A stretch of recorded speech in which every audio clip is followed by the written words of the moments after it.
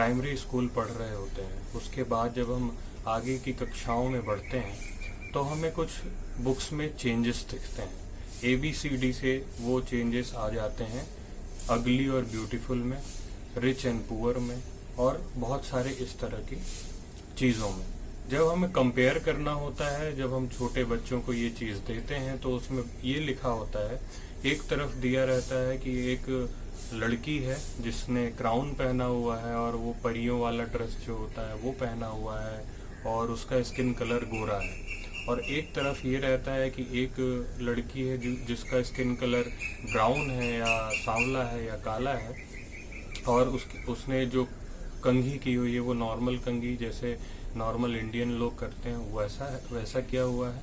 और उसके बाद हम उन्हें बच्चों को बताते हैं कि जो क्राउन पहनी हुई परियों वाली ड्रेस वाली लड़की है उसे हम ब्यूटीफुल कहते हैं, और जो एक नॉर्मल लड़की है जिसका स्किन कलर सांवला है या फिर जो काले स्किन कलर वाली लड़की है वो अगली है। तो हमारे जब बेसिक एजुकेशन सिस्टम में ही ये खामी है तो हम उन बच्चों से क्या एक्सपेक्ट करेंगे कि वो बड़े होकर के क्या बनेंगे। और अगर हमारे समाज में ऐसी ही चीज़ें आती हैं होती हैं तो हमें इस चीज़ से बिल्कुल भी नहीं ये समझना चाहिए कि ये बच्चों में अपने आप आया है। ये बच्चों में अपने आप नहीं आया है, ये बच्चों में हमारे एजुकेशन सिस्टम के द्वारा आया है, ये हमें समझना पड़ेगा। और दूसरी बात, जब हम अपने बच्चों को कोचिंग भेजते हैं या फिर हम छोटे ही क्लास से अपने बच्चों को कोचिंग भेज देते हैं और उस कोचिंग में 20, 25, 30 बच्चे होते हैं सेम क्लास के, तो वो टीचर भी इतना ध्यान नहीं दे पाता है कि सबको ये बताए, या उनको भी यही रहता है कि मैं सिलेबस कंप्लीट कर दूँ और ये बच्चे अपने घर जाएं। उनको ये इससे मतलब नहीं रहता कि क्योंकि वो बच्चे उनके नहीं हैं। अगर वही चीज़ वो अपने बच्चों को पढ़ाएगा तो वो टीचर भी यही बताएगा कि नहीं, ये डिस्क्रिमिनेशन नहीं, ये रेशियल डिस्क्रिमिनेशन हमें नहीं करना है कि कौन ब्यूटीफुल किस तरह का दिखता है, कौन अगली किस तरह का दिखता है। ये सिर्फ एक परसेप्शन होता है लोगों का और कुछ नहीं, और ये परसेप्शन हमें खुद ख़त्म करना होगा। जैसे अगर रिच और पुअर में हम कंपेयर करवाएं तो रिच में क्या दिखाता है, एक सूट बूट यानी एक वेल मेंटेन्ड सूट पहना हुआ बंदा और एक नॉर्मल कुर्ता पैजामा पहना हुआ या फिर एक normal shirt pant, half shirt pant पहना हुआ बच्चा या फिर लड़का या आदमी, इन दोनों में कंपेयर कराते हैं और हम कहते हैं कि रिच और पुअर में आप आइडेंटिफाई करिए। तो एक जो सूट केस लिया हुआ बंदा है और सूट बूट पहना हुआ बंदा है वो भी पुअर हो सकता है, और एक नॉर्मल हाफ शर्ट पैंट पहना हुआ बंदा भी रिच हो सकता है। लेकिन हमारे एजुकेशन सिस्टम में शुरुआत से ही ये भर दिया गया है, और एक अगर कॉम्ब किया हुआ मतलब कंघी किया हुआ बंदा नहीं है और एक बंदे ने कंघी किया हुआ है तो हम ये बता देते हैं कि ये जो है वेल जेंटलमैन है ना, सूट बूट पहना हुआ है तो ये जेंटलमैन है, और एक नॉर्मल इंसान है तो उसे पुअर हम बता देते हैं। ऐसे कई सारे मतलब वाकया, ऐसे कई सारे इंस्टेंस हमें मिल जाएंगे हमारे बुक्स में जहाँ पे कंपैरिजन के लिए अगर पिक्चर्स को यूज़ किया जाता है तो ऐसा पिक्चर्स यूज़ किया जाता है जो कि हमारे बच्चों के एजुकेशन सिस्टम मतलब बचपन से ही एजुकेशन में आ जाता है, और वो बच्चे फिर जब बड़े होते हैं तो चाहे तो वो अपने घर में ही दादा दादी या नाना नानी या फिर अपने ही घर में डिस्क्रिमिनेट करने लगते हैं और उन्हें अपने ही घर के लोग बुरे लगने लगते हैं। ये एजुकेशन सिस्टम में ही कहीं ना कहीं खामी है, इसे हमें ही बदलना पड़ेगा। हमें अपने बच्चों को, अपने भांजे भांजियों को और जो छोटे बच्चे हैं उनको ये सिखाना चाहिए कि इंसान का दिल साफ होता है, और इंसान का दिल अच्छा है अगर तो वो ब्यूटीफुल है। इंसान अगर अच्छा है तो वो ब्यूटीफुल कहलाता है, ना कि वो इंसान जो कि सिर्फ देखने में ब्यूटीफुल हो और लेकिन अगर आप उससे बात करें तो आपको समझ में आए कि इसमें ब्यूटीफुल नाम की चीज़ की बी तक नहीं है ना। इंसान को इंसान की कदर तक नहीं है, अगर वो रिश्तों की वैल्यू नहीं कर रहा है, अगर वो आपसे बात नहीं कर रहा है अच्छे से, अगर उसका रिलेशनशिप लोगों के साथ अच्छा नहीं है, अगर वो बात बात में अपने ईगो को, अपने सेल्फ सेटिस्फैक्शन को और इन सब चीज़ों को सामने लाता है तो वो ब्यूटीफुल नहीं है। इन सब चीज़ों को हमें बच्चों को समझाना चाहिए। चिड़िया बहुत आवाज़ कर रही है और हमें अपने छोटे बच्चों को ये समझाना चाहिए, जो हमारे आसपास के लोग हैं, कि आप लोगों में पहचान कैसे करेंगे, लोगों को कैसे पहचानेंगे, है ना। लोगों के कर्म यानी जो एक्शन होते हैं वो सबसे बड़ी चीज़ होती है लोगों को समझने के लिए।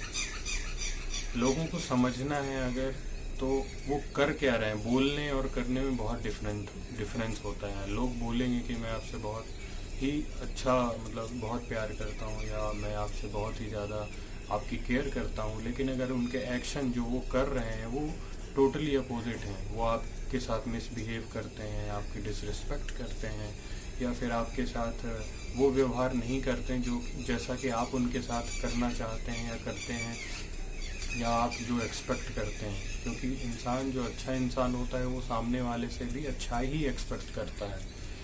तो अगर वो इंसान अच्छा नहीं है तो वो ब्यूटीफुल नहीं है। हमें अपने आसपास में छोटे बच्चों को यही सिखाना चाहिए। कि अगर बात की जाए तो हमारे लाइफ में, हमारे कल्चर में, सोसाइटी में क्या सिनेरियो रहता है, कैसे लोग बिहेव करते हैं किसके साथ, इस पे अब बात करते हैं।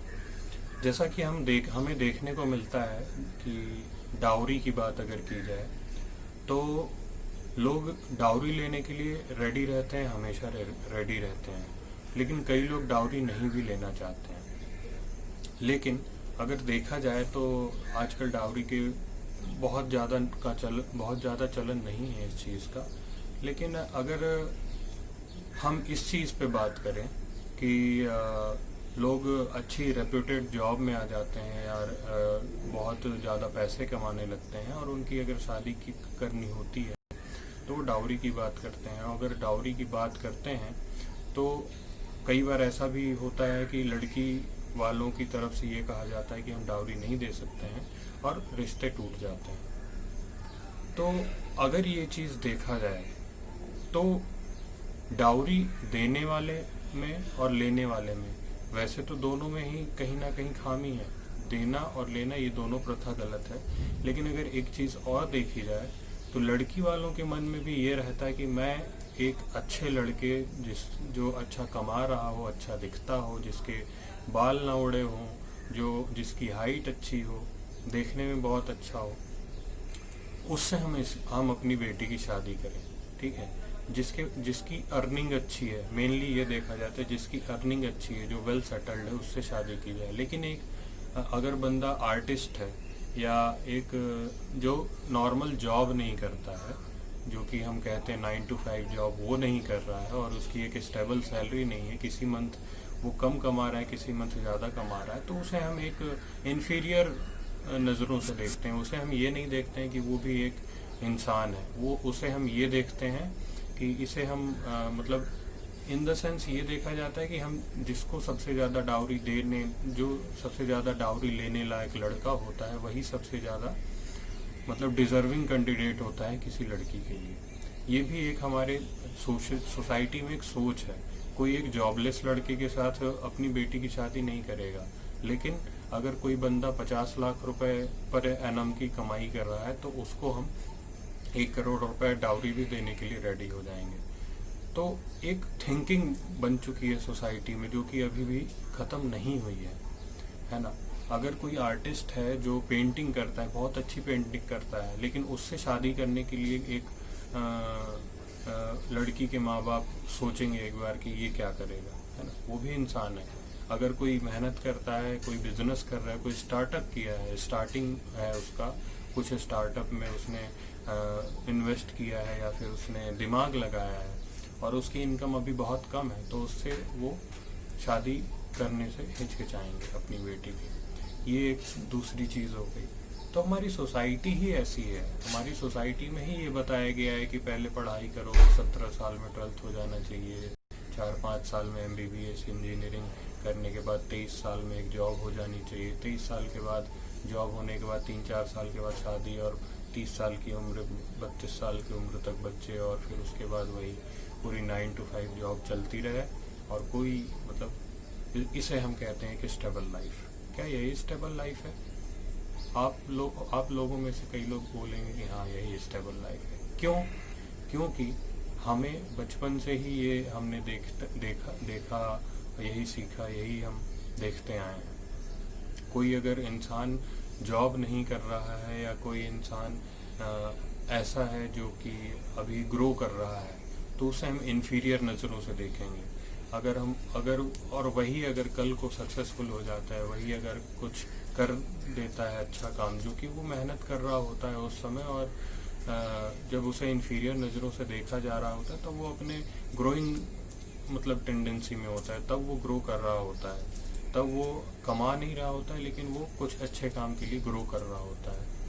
उस समय हम उसे इन्फीरियर नज़रों से देखते हैं। लेकिन जब कुछ साल हो जाते हैं और वो सक्सेसफुल हो जाता है जिस अपने फील्ड में जो भी वो करना चाहता था, उस समय फिर हम उसे वही रिस्पेक्ट देने लगते हैं जो एक डिज़र्विंग कैंडिडेट को देते हैं, जिसकी डाउरी 1 करोड़ होने लायक होती है। वो जो रिस्पेक्ट होगी, जो ऑडी में घूम रहा है, जो पैदल घूम रहा है, उसमें हमारी रिस्पेक्ट की कमी हो जाएगी। अगर कोई बंदा कार से उतर के आएगा और आपसे बात करेगा तो उसके लिए आपका एक नेचर अलग हो जाएगा, लेकिन अगर कोई बंदा पैदल आकर के आपसे बात करेगा तो उसके लिए आपका नेचर अलग होगा। ये टेंडेंसी हमारे दिमाग में भरी हुई है। इस चीज़ को हमें ख़त्म करना चाहिए, इस चीज़ पे हमें बात करना चाहिए, और इंसान को इंसान की वैल्यू करते आना चाहिए। मेनली इस पूरी लाइफ साइकिल में स्टार्टिंग से लेके एंड तक में इंसान ही है, और उसको एक ही चीज़ करने का मेरे हिसाब से सबसे अच्छी चीज़ है जो इंसान को ग्रो कर सकती है, वो होती है प्यार, प्रेम। आपस में लोग प्रेम से रहें, अपने आपस में अगल बगल सबके साथ प्रेम से रहें, यही सबसे बड़ी चीज़ होती है। और हमारा नेचर जो है डिस्क्रिमिनेटरी ना हो, मतलब लोगों के लिए हम भेदभाव वाली भावना ना रखें। अगर कोई इंसान नॉर्मल है, अगर वो पैदल आकर के भी आपसे बात कर रहा है, तो आप उससे वही रिस्पेक्ट से बात करें जो एक आप इंडस्ट्रियलिस्ट से करेंगे। मुझे आज सिर्फ यही बात करनी थी। आज अभी क्योंकि रेशियल डिस्क्रिमिनेशन का जो चल रहा था, अमेरिका में जो वाक़या हुआ, एक काले रंग के इंसान को पुलिस वाले ने जिसका अमेरिका में जैसा कि गोरा रंग होता है लोगों का, गोरे रंग के इंसान ने गले में घुटने से दबा करके उसको मार दिया। तो ये सारी चीज़ें दिमाग में मेरे चल रही थी, तो मैं सोचा कि इस पे एक आपको बात करूं, इस पे बात करना चाहिए। तो मुझे सिर्फ यही कहना था। आप खुद फाइंड आउट कर सकते हैं कहाँ पे ये सारी चीज़ें होती हैं और कहाँ पे चीज़ों को बदलने की, चेंज करने की ज़रूरत है। चलिए मिलते हैं नेक्स्ट वीडियो में। आप अपना ख्याल रखें। अगर आप इस चैनल पे नए हैं तो प्लीज़ सब्सक्राइब कर लें वो लाल वाले बटन को क्लिक करके, और इस वीडियो को लाइक करना मत भूलिएगा और शेयर भी ज़रूर करें। चलिए मिलते हैं नेक्स्ट।